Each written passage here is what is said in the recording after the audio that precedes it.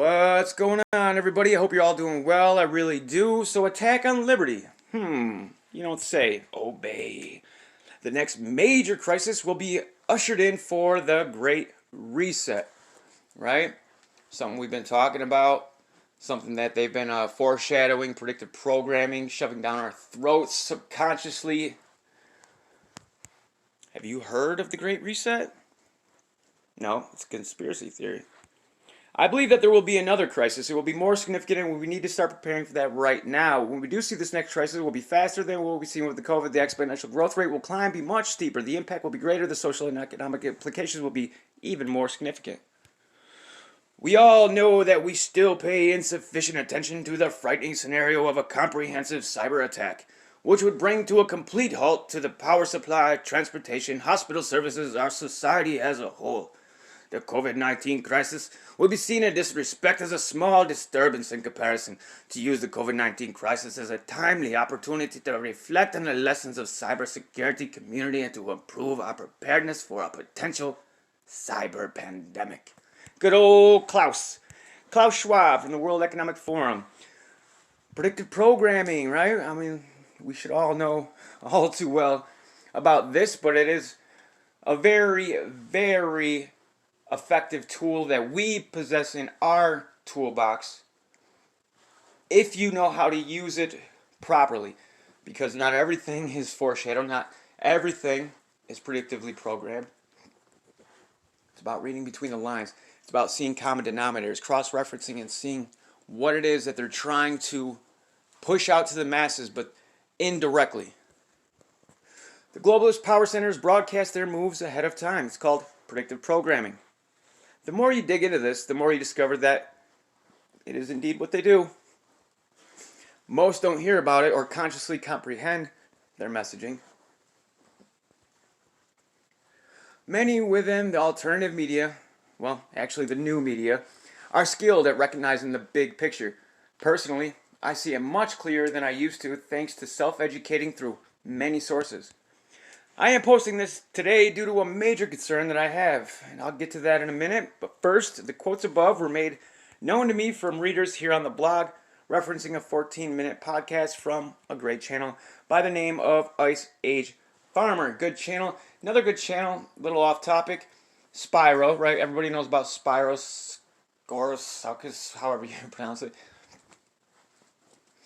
The reason I'm bringing him up is because I went to the ADL, right? Anti-Defamation League, where even though it's not an official government entity, they tend to take not marching orders necessarily, but if they deem something a terrorist threat or an extremist group or some type of movement that needs to be watched, then usually the Southern Poverty Law Center follows suit, then the Department of Homeland Security, Department of Defense.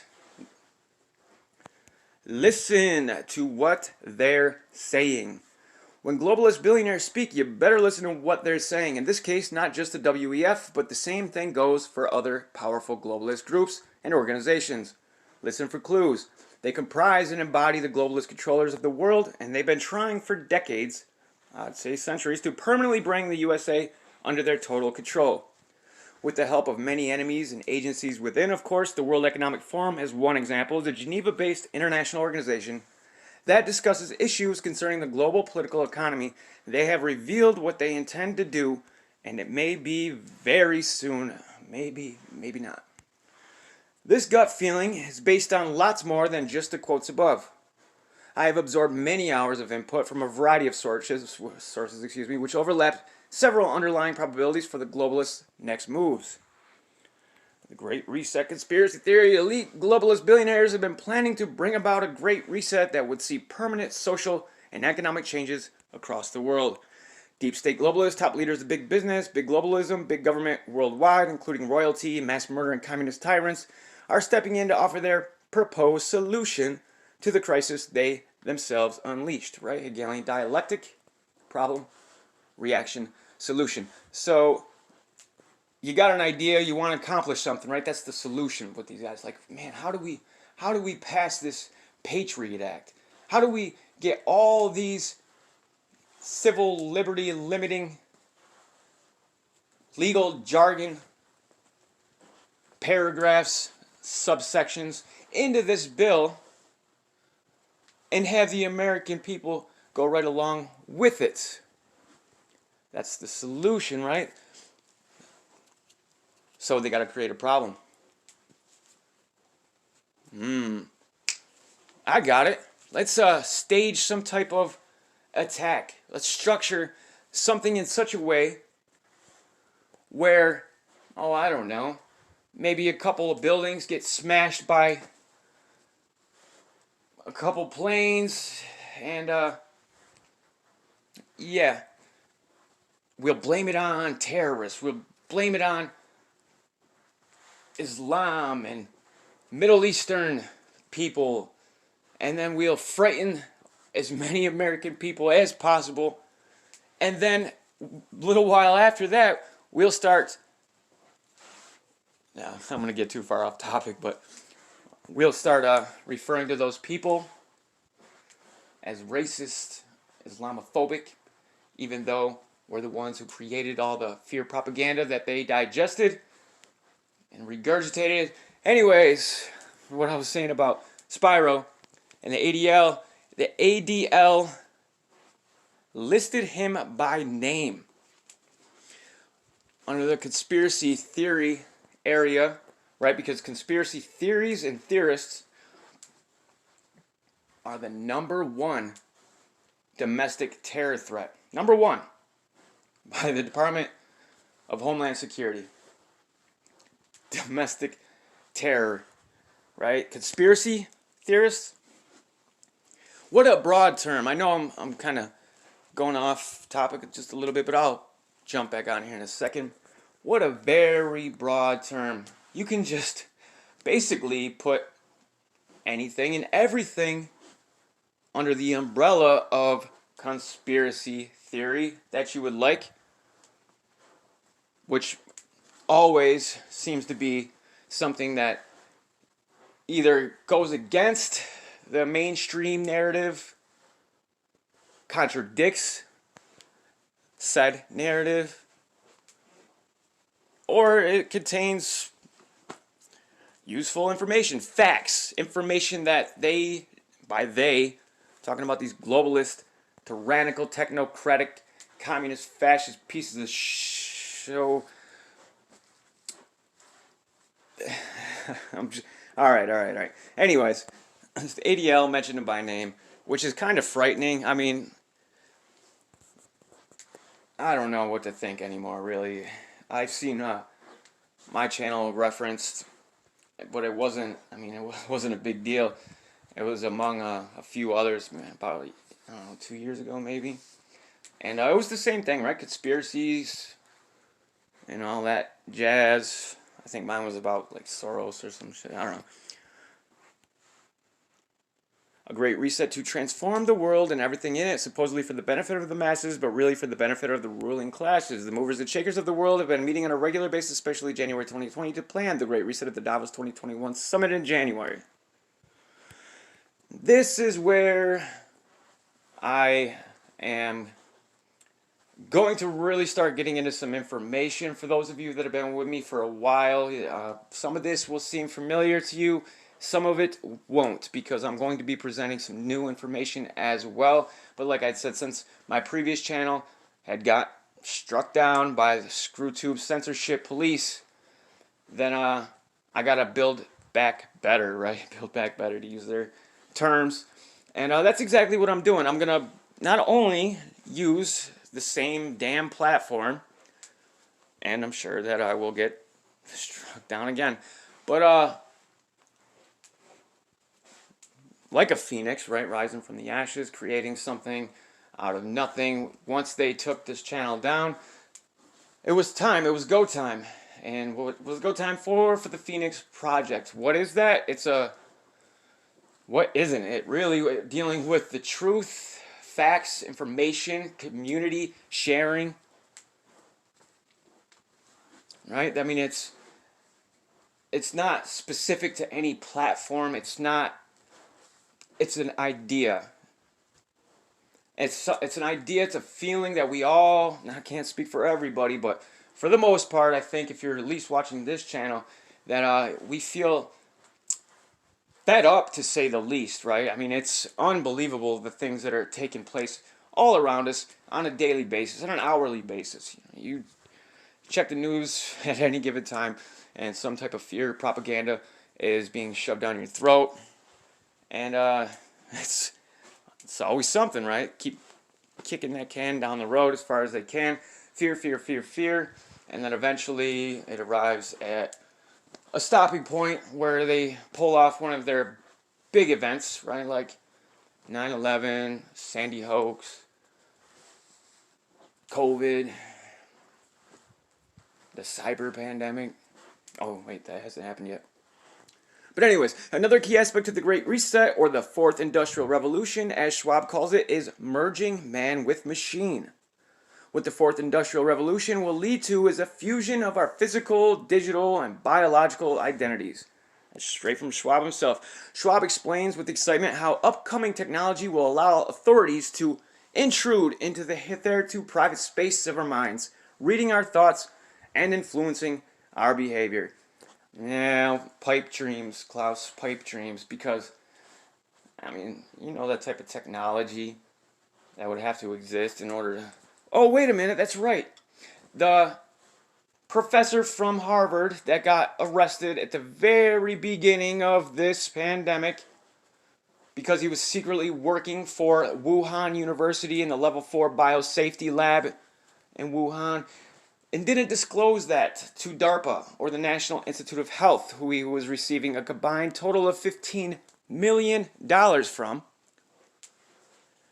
The government tends to look down upon that, and yes, so he was arrested, leading us down the rabbit hole that we are going down now, and it just keeps getting better. It really does, especially when you start looking into some of these, not just Klaus Schwab, there's some of these other supposedly important people, these movers and shakers, as they call them, the people that have enough resources, enough capital to greatly influence the direction of a global society is heading. They all seem to be a little too fascinated with the idea of merging man with machine. Make no mistake, the Great Reset is no spur-of-the-moment idea. The World Economic Founder website states, anxiety about the world's social and economic prospects is only intensifying. There is good reason to worry. A sharp economic downturn has already begun, and we could be facing the worst depression since the 1930s. But while this outcome is likely, it is not unavoidable. WF sponsors have big plans. The world must act jointly and swiftly to revamp all aspects of our societies and economies, from education to social contracts and working conditions. Every country, from the United States to China, must participate, and every industry, from oil and gas to tech, must be transformed. In short, we need a great reset of capitalism. I'm not going to keep going down this one, but I wanted to give a little bit of an intro, a little bit of some talking points before I moved on to some of this other stuff. And yeah, I guess we'll just jump right in. See a lot from Huffington Post talking about this, glorifying it. Why we need a transhumanism movement? Please tell me. A crowd gathers to hear about transhumanism and life extension technologies. Recently, I was asked to be a part of a debate for British think tank Demos and their quarterly magazine. In the debate, the University of Sheffield professor Richard Jones and I faced off over the merits and faults of transhumanism. You can read the entire debate here, but I wanted to focus on one part of it, where Jones questions why there's a need for a transhumanism movement at all. I used to get asked the question Jones raised all the time. Luckily, the amount of people that ask it has declined, partially because transhumanism has grown so much in popularity. Many people nowadays simply accept transhumanism as part of tech and science culture. That said, I believe it's worth sharing my thoughts on why a transhumanism movement is needed. Here was my answer in the debate. I hear this question a lot. Why do we need a transhumanism movement? The answer, while not obvious, is straightforward. We need a movement because most have been brought up in cultures that don't uphold reason and science values. Okay. In America, for example, where a majority of the population is religious, most people see no reason to want to try to use science and technology to change the human experience or overcome death. Naturally, this type of thinking carries over into the US government, where 100% of the US Congress, the Supreme Court, and the President are religious and believe in an afterlife. This environment is not conducive for those of us who want to use science to change the world and hopefully eliminate all human ailments. It's not conducive because our leaders won't spend any money to help science and technology forward. No? They won't spend any money towards it? I think I could show otherwise. Government funds some medical and science research, but currently that funding in the US is about 10 times smaller than funding for defense, wars, bomb making, etc. This is a tragedy that we fight wars against human beings and not against cancer or heart disease or Alzheimer's or even aging. This is a primary reason transhumanists must organize into a movement so that we can battle the powers that be and demand much more government funding go directly into science and medical research. Oh, don't you guys worry over at Huffington Post, because you don't really have to petition the government. You don't have to lobby them. You don't have to go and protest and hold up signs and picket saying we need more funding for science. We need more funding for transhumanism. Right, because they're already doing it. It's already done. Now they're just going to keep capping off, really. I mean, damn near complete as far as the body being wired up. Now all the things that are needed are the little special additions, which we will be getting to. Instead of a military-industrial complex, we can create a science-industrial complex. If that happens, technological development will dramatically speed up, and so will all the benefits from science for the human race. We are literally in a race to save billions of lives from disease and aging. Imagine for a moment the environmental movement never became a formal movement, or the women's rights movement. Organizing, collaborating, developing strategies, lobbying, and undertaking activism is how people change the world. And they do this better when they have structure and power from greater numbers of people and their groups. That's what transhumanism needs. And that's what transhumanism is essentially becoming, a bona fide global movement where political parties, television shows, nonprofits, new companies, and even wacky cross-country bus tours like My Immortality Bus... Immortality bus occurred to promote it, whatever that is. Like all movements, not everything will turn out as planned. Artificial intelligence and robots may take jobs, and this may cause social conflict. But transhumanism, like democracy, will find a way and improve the standard of living for everyone. Will it? Will it? Technology has that history, and it will also find a way around death and disease, especially now that companies like Google's Calico are starting to pour vast amounts of money into the field. Transhumanism is a social movement that is imbued with a techno-optimism that is contagious. The movement is growing like wildfire because people see the promise of being part of something that wants to make human lives better. Well. Maybe we'll get back to it if we have time. So, one more of these silly little articles. COVID-19, the Great Reset, and transhumanism. Remember this, you'll own nothing and you'll be happy. This is how our world could change by 2030. They took that video down where it was the year 2030 and there's a person saying, we own nothing. We don't, we have to borrow everything we use, and our food comes to us in it's basically just straight up tyrannical communism in the fashion of Orwell. But they talk about it in a very positive, optimistic tone, like, oh, it's great, right? It's a great thing. Quick update with recent news. I'll probably write a better article at some point, but this will do for now. I still haven't thought of a new name for an optics-friendly blog, otherwise I'd put the stuff on here. So, I chose this because there's some pretty good points. Agenda 21 rebranded. As I am sure many of you are already aware, the globalist elites are using their COVID-19 psyop to push through the Great Reset, which is simply a rebranding of the United Nations Agenda 21 or 2030 Sustainable Development Goals. I like the first, right? No poverty and no hunger. They're going to eliminate that by 2030. How do you eliminate poverty? I think we know. The Great Reset was known as Agenda 21, while globalists were using global warming as the primary PSYOP excuse for creating a one-world government. The Great Reset is merely the virus PSYOP rebrand. Globalists say things like no poverty, good health, zero hunger. They're telling you that they plan to take totalitarian control over that aspect of humanity and will micromanage it like the neurotic freaks that they are. They obviously don't care about poverty, hunger, etc. They just want power. Same deal when they talk about world peace. Any conflict that they haven't personally engineered causes instability and factionalism that threatens their global dominance. They don't actually want world peace. They want a monopoly and violence and to transform you into a pacifist cuck who kisses their boots while they stomp on your neck. What the Great Reset is bringing us is what the globalist or United Nations agenda has always been: global communism. Don't forget that the 4 pillars of communism, as laid out in Marx's Communist Manifesto, are the abolition of religion, the abolition of family, and the abolition of all nations, and the abolition of private property. Transhumanism, the digitization of humanity. Anyway, the major aspect of the Great Reset is the digitization of humanity. In other words, they aim to force transhumanism onto the entire human population, or the populace of the West, at least in the words of the sinister Great Reset faceman Klaus Schwab. They aim to fuse our physical, digital, and biological identities.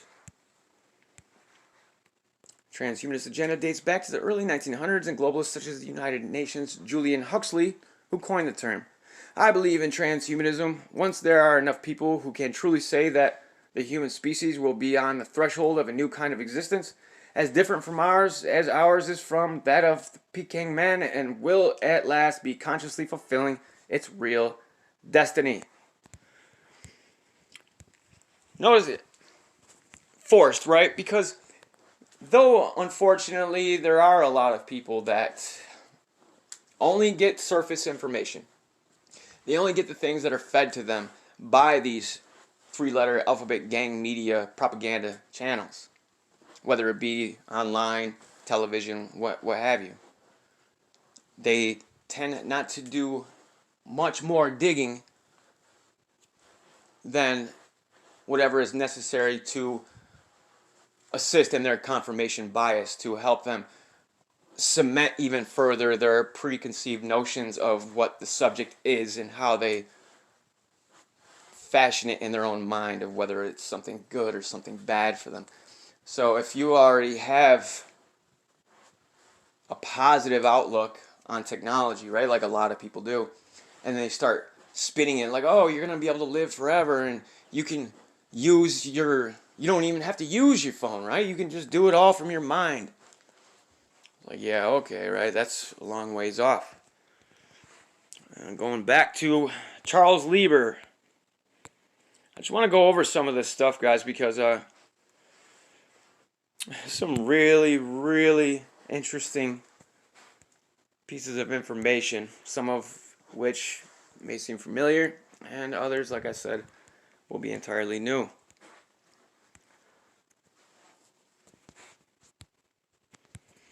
Well, I don't want to deal with that, so we'll just skip on to the next.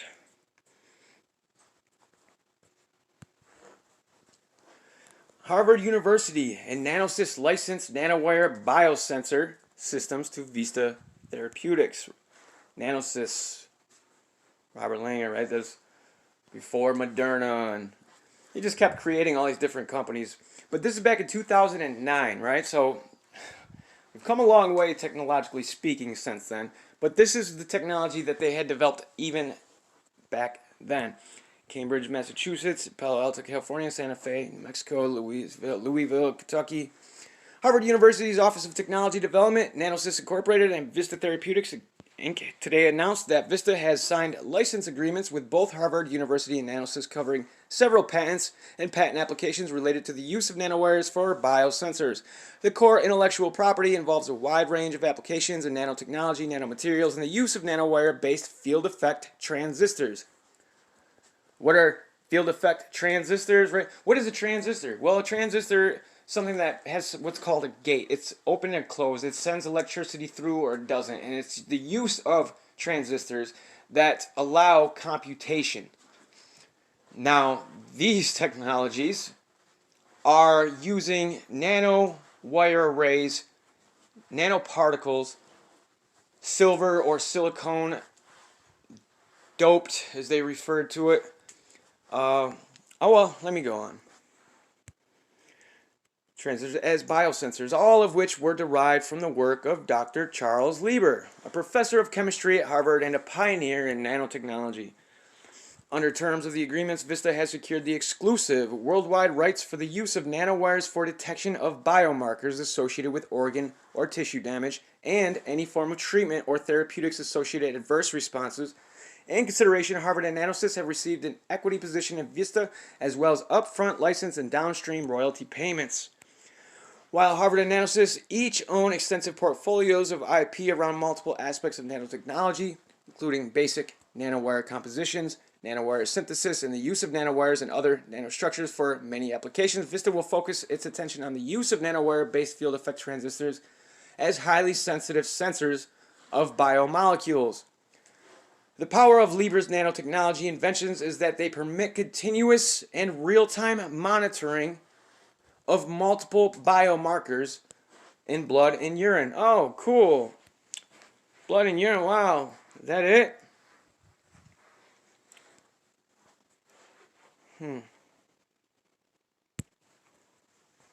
These are all authored by Charles Lieber, by the way. Mesh electronics, a new paradigm for tissue-like brain probes. Existing implantable neurotechnologies for understanding the brain and treating neurological diseases have intrinsic properties that have limited their capability to achieve chronically stable brain interfaces with single neuron spatiotemporal resolution. These limitations reflect what has been dichotomy between the structure and mechanical properties of living brain tissue and non-living neural probes. To bridge the gap between neural and electronic networks, we have introduced the new concept of mesh electronics probes designed with structural and mechanical properties such that the implant begins to look and behave like neural tissue. So they're talking about growing, self-organized, self-replicating nanowire probes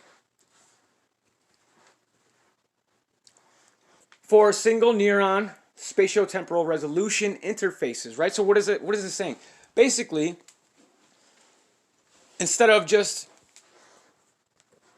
some of the other technologies, almost similar to Neuralink in a way, they use an array of extremely small, like ridiculously small, little probes, I guess you could say.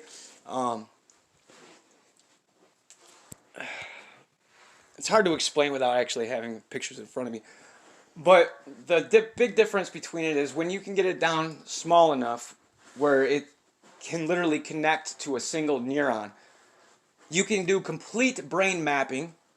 You can have 100% control over the signals that are sent or received.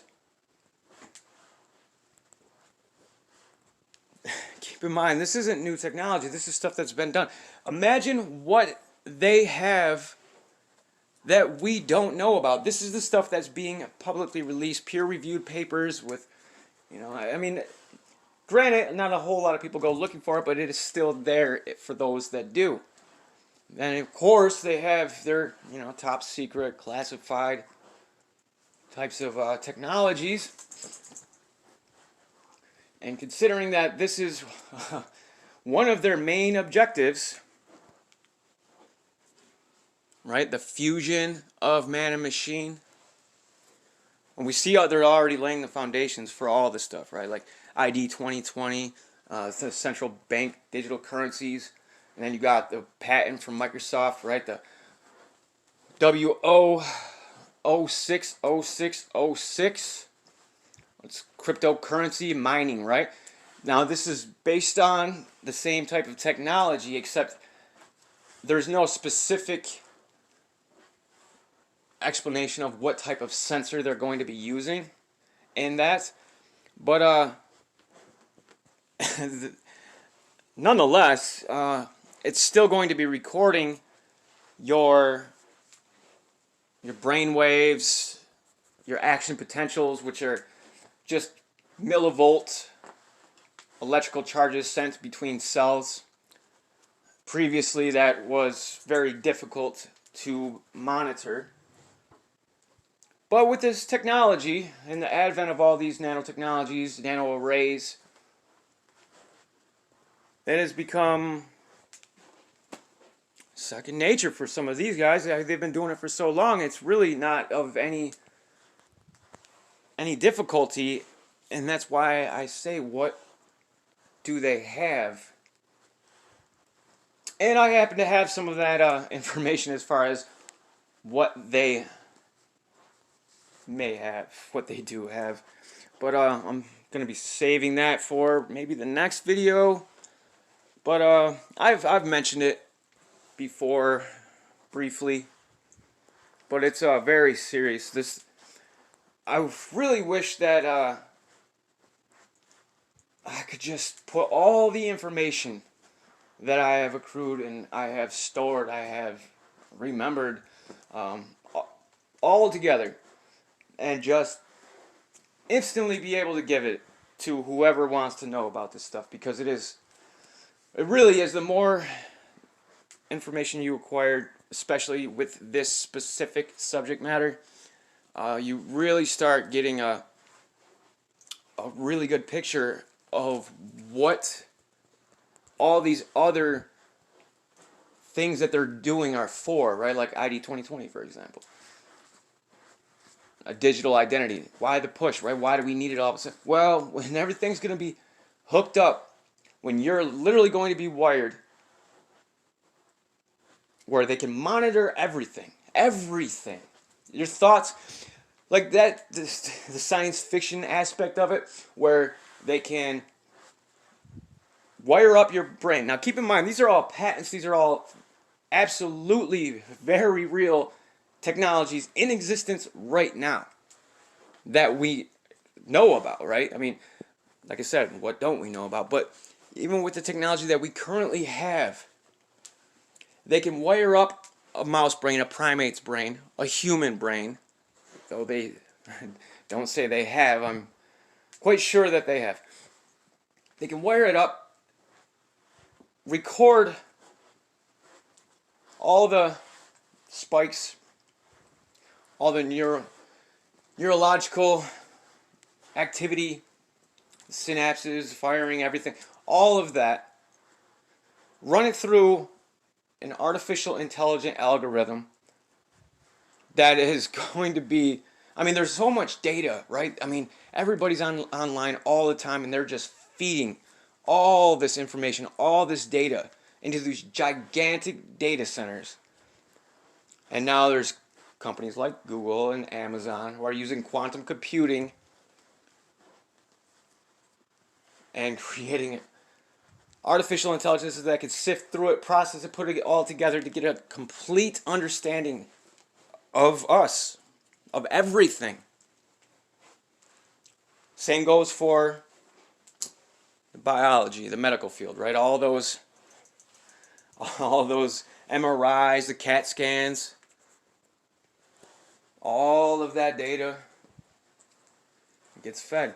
Not to mention all the experimentation that they've been doing, right? So they can tell exactly what you've been thinking. So what I was getting at is, they wire up the brain of these animals, and they can wirelessly, of course, right? Because it's wired from the inside. It's not like chips. It's organic computing is one of the terms that they use. And it essentially is just growing silicone or silver doped nanowires inside your body. They come as nanoparticles, smart dust, which essentially is just a composition of different molecules arranged in a certain fashion that also contain genetic code, instructions on how to rebuild and how to enter the cell and start the replication process. That's why this mRNA VC is well, I can't say anything about that because I'm guaranteed to get a strike when I mention that, but I mean, it's scary stuff. Existing implantable neural technologies for understanding the brain and treating neurological diseases have intrinsic properties that have limited their capability to achieve chronically stable brain interfaces with single neuron spatiotemporal resolution.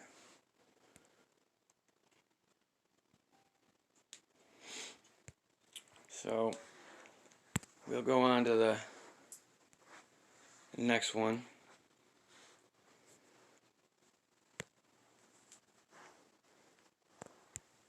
Syringe injectable electronics with a plug and play input output interface.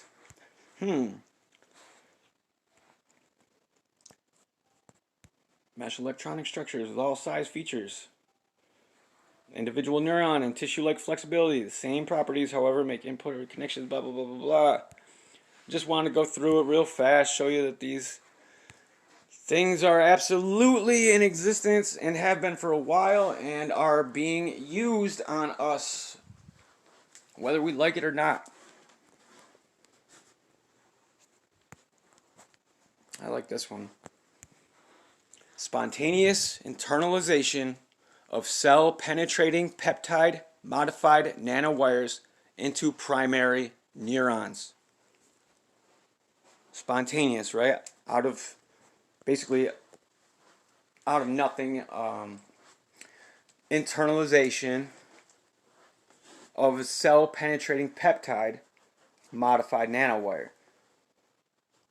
So all of a sudden, basically what it's saying is, at any given moment, these modified nanowire peptides will penetrate the cell, and they're so incredibly small that it does not affect the cell at all, which is one of the things that they were trying to work on for quite some time and perfect, and indeed they have. Yeah, I know. That's my kitty cat. Semiconducting nanowire devices that can address intracellular electrophysiological events with high sensitivity and spatial resolution are emerging as key tools in nanobioelectronics. Intracellular delivery of nanowires without compromising cellular integrity and metabolic activity has, however, proven difficult without external mechanical forces or electrical pulses. Here we introduce a biomimetic approach in which a cell-penetrating peptide, the transactivating transcriptional activator, TAT, from human immunodeficiency virus, is linked to the surface of the silicone nanowires to facilitate spontaneous internalization of nanowires into primary neuronal cells. Does the gravity of this hit you like it hits me? Because this is unbelievable, especially when you start seeing that they have used what's referred to as a TAT, right? It's the transactivating transcriptional activator. Just so happens that Luc Monnier, a French Nobel Prize winning virologist, who has since been disgraced, right? Because he doesn't toe the official narrative, and he decided to say what it was that his expertise had revealed. And what was it? It was that this specific type of SARS-CoV-2 had unique insertions, which is a term that they use for something that isn't typically supposed to be there, right? It's something that is a genetic code. It's a genome, a specific set of directions that's cut out of one virus and pasted into another. Now, because you got to think, they could be anywhere from 24 to 36 proteins long. I mean, it's like think about all of that. Many, many, many more too. Hundreds and hundreds. Some of these. One by accident would be extremely unlikely. Very improbable. Two, we're getting to a point it's like almost impossible.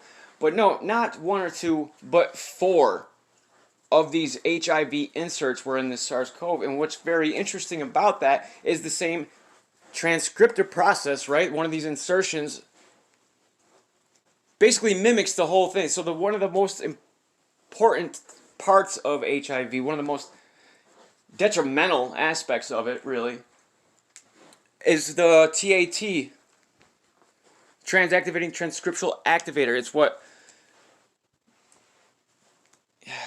It's the set of directions that allows for not just a hijacking of the cell, but allows for, once it's made its copies of itself,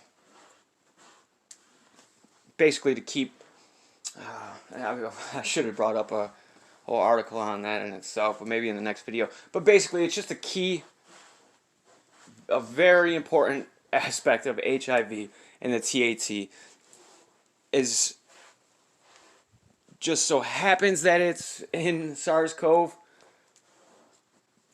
I don't know about that, right? Because, well, like I said, you got a Nobel Prize winner saying, yeah, that's impossible. Which, if you ran the numbers, I mean, the probabilities of that are astronomically high, like 1 in quadrillion something or another. Googleplex, probably. Anyways, is linked to the surface of the silicone nanowires to facilitate spontaneous internalization of nanowires into primary neuronal cells. So using one of the techniques that this virus, HIV, has, which all of a sudden, so does SARS-CoV-2. Not implying anything, I'm just pointing it out. YouTube. For creating these nanowires, right? They're not injecting you with wires. They're not putting any wire or anything that has length inside of you at all. And much of this stuff is aerosolized and oxidated, where you breathe it in and it does from there. That's why all these chemtrail samples that were extremely high in barium oxides, aluminum oxides, heavy metals, as well as white blood cells, oddly enough. And at the time, had no clue what all that was for, right? Well, white blood cells. We could only speculate. But now that we are where we are now, well, hindsight's 2020, and I can see pretty clearly what it was all for, especially when we're reading it right in front of us.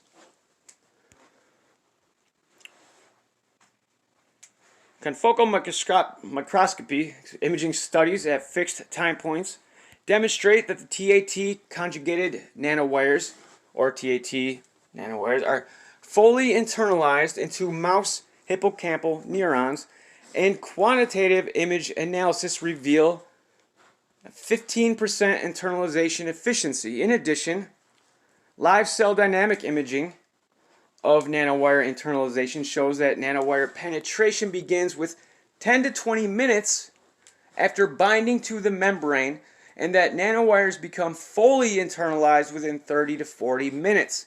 The generality of the cell penetrating peptide modification method is further demonstrated by internalization of the TAT into primary dorsal root ganglion neurons. So, yeah, basically trying to, I mean, they're not hiding it, right? It's all there. Unreal.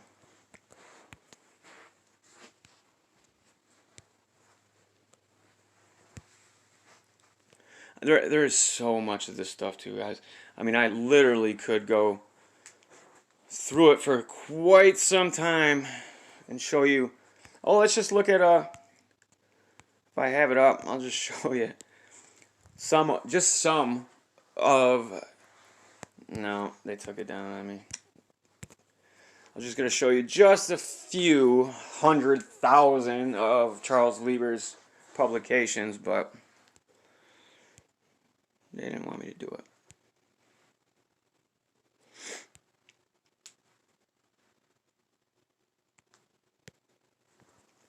I'm not going to take too much longer, and I'm going to try to wrap this up as we come, so shall we go. So I think I'll just go through maybe one or two more of these real fast, just to kind of really emphasize the point that these globalist, technocratic, tyrannical dictators are really motivated when it comes to this transhumanist agenda. Right? Because to them it's just control. It is absolutely 100% unadulterated control over every facet of our bodies and minds.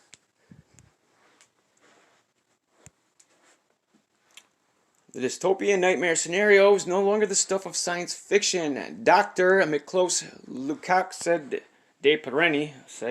at a recent summit on COVID-19. November 10th, 2020, LifeSite News, the COVID-19 pandemic was manufactured by the world's elites as part of a plan to globally advance transhumanism, literally the fusion of human beings with technology in an attempt to alter human nature itself and create a superhuman being and an earthly paradise, according to a Peruvian academic and expert in technology. This dystopian nightmare scenario is no longer the stuff of science fiction, but an integral part of the proposed post-pandemic Great Reset. Dr. Miklos Lukács said it at a recent summit on COVID-19. Indeed, to the extent that implementing the transhumanist agenda is possible, it requires the concentration of political and economic power in the hands of a global elite and the dependence of people on the state, said Lukács. That's precisely the aim of the Great Reset, promoted by German economist Klaus Schwab, CEO and founder of the World Economic Forum, along with billionaire philanthropists such as George Soros and Bill Gates, and other owners, managers, shareholders, big tech, big pharma, big finance, who meet at the World Economic Forum retreats at Davos, Switzerland, contended Lukács. Transhumanism is far from a benign doctrine. Rather, it is at complete enmity with Christianity, Lukács pointed out during the virtual and Truth Over Fear Summit organized by California-based Catholic writer and broadcaster. Right, and that's another one of the things I will be getting at in a future video, probably not relatively too many videos away from this one. But it's the whole bringing in a consciousness, right? Artificial intelligence. They're really trying their damnedest. And I'm not so sure it's just for the sake of AI, even though AI will have, and I'm talking about general AI, which is about the equivalent in intelligence as a human being, but as soon as that happens, then it starts programming itself and it quickly surpasses human level intelligence and becomes whatever it becomes. And I think looking at a lot of the literature, some of the religious books, texts, scrolls, cuneiform tablets, whatever, and piecing things together, trying to make something out of it, you know, without any biases or preconceived notions that I'm trying to fulfill or have anything sway me one way or the other. It really seems that this isn't the first time that this type of consciousness, whatever it is, has existed. Right? Came to Earth, an electric lightning bolt, right? Came to Earth like a lightning bolt. Electricity. And that's just one of them. There's a lot of things that just kind of speak to the actual probability that this is going to be something that we are unleashing that we can't put back. Pandora's box, right? But the best part about it is that AI, that consciousness that's created, Lucifer, will have access and be far more efficient and better at it than humans are at monitoring and recording, sending and receiving data from your brain. Because they could do it now, right? They have the technology. It's being done. They were shot. I seen this one where this cat had these wires, not physical wires. It was wired up though, internally. And whatever the cat seen, that image was displayed on a computer monitor. It was a little pixelated, but as far as the shapes, the contours, contrasts, it was unbelievable. And that was some time ago, and they've done a lot of experiments like that. And technology is a double-edged sword. These things really could benefit a lot of people. Prosthetics, any neurological disorders, Alzheimer's, things like that. If they actually used it for those types of things. But with everything, the people that are hungry for power will always use these technologies to better themselves and to confine us, to limit us in our abilities to share information, to speak freely, to, you name it.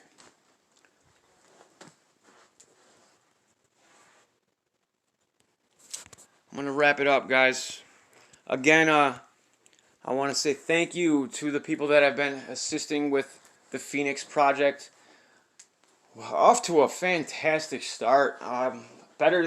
Much better than I had anticipated for the amount of time that has passed. So for those of you that are helping out with it, I genuinely, sincerely thank you from the bottom of my heart, because this is, well, I guess wait and see, but you can mark my words that you just might look back on it one day and be like, wow, I guess he wasn't kidding. Because it's not anything particular, right? It's not this website, that platform, this social media. It's an idea. It's ideologies. And if you're following this channel, the chances are you have somewhat of a similar outlook on the way things are currently heading. The trajectory this world is on right now doesn't really seem to be going in the right direction. And of course, that's all being controlled by the people that are controlling everything, with all these globalist institutions and their subsidiary agencies and micromanaging everything.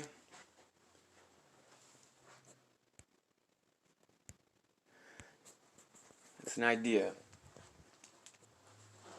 So, thank you guys so much for supporting this, I was going to say channel, but I'm not even going to be on YouTube much more. I'm sure I'll get struck out relatively soon, but before that happens, I do want to develop a little bit more of a base as far as everything else is going. Check out the Phoenix social network. It's in the App Store. I can't take full credit for that. There's people far more intelligent than me that have been working diligently, feverishly, very hard for quite some time. And of course, there's Moonbeam's Telegram. Barking Narcs sets up. There's BitChutes and there's Rumbles, all sorts of things. So I'm going to leave some links for you guys. I really, really, truly appreciate it. So if you are interested in helping out, or wondering, maybe what you could help with, if you think that this junction in time, this specific moment of history is extremely important and will dictate our children's lives and our children's children's lives, and you want to do something about it, then just send me an email. Bad and Apollyon 888. It's in my About Me sections. I hope you guys have a great night, great day. And until the next video, much love. Peace.